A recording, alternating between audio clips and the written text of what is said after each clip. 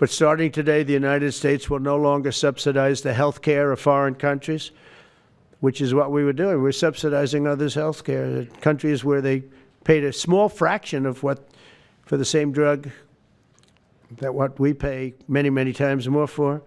And we'll no longer tolerate profiteering and price gouging from Big Pharma. But again, it was really the countries that forced Big Pharma to do things that, frankly, I'm not sure they really felt comfortable doing. But they've gotten away with it, these countries. European Union has been brutal. And the drug companies actually told me stories. It was just brutal how they forced them. So what's been happening is we've been subsidizing other countries throughout the world, not just in Europe, throughout the world. European Union was the most difficult from what I understand. I mean, I'll tell you a story. A friend of mine who's a businessman, very, very, very top guy. Most of you would have heard of him. A highly neurotic, brilliant businessman, seriously overweight, and he takes the fat shot drug.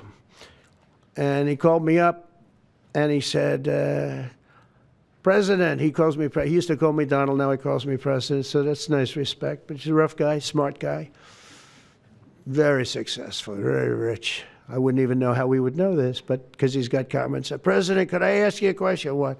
I'm in London, and I just paid for this damn fat drug I take. I said, it's not working. He said, I just paid $88. And in New York, I pay $1,300. What the hell is going on? He said, so I checked.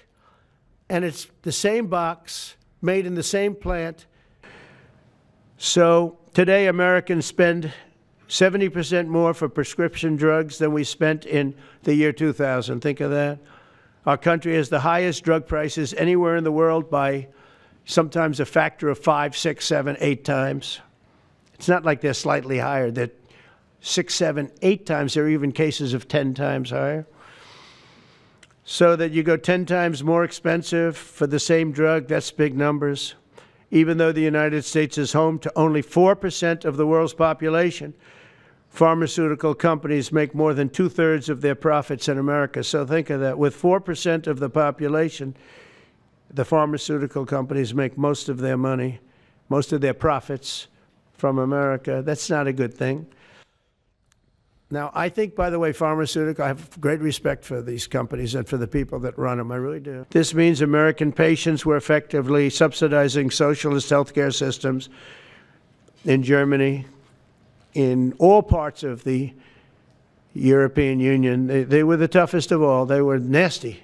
And I see that. I see that with trade, too. European Union is, in many ways, nastier than China. Okay? And we've just started with them. Oh, they'll come down a lot. You watch. We have all the cards. They treated us very unfairly. They sell us 13 million cars. We sell them none. They sell us their agricultural products. We sell them virtually none. They don't take our products.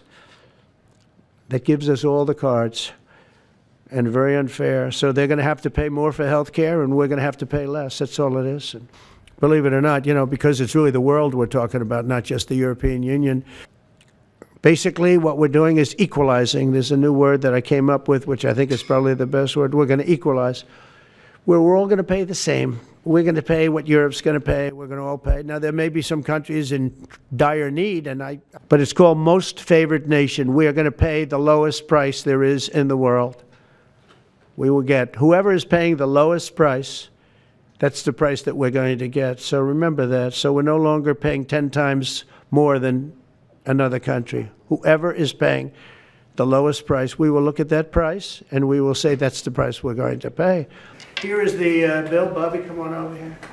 Now you're talking about trillions and trillions of dollars. Thank you very much, everybody.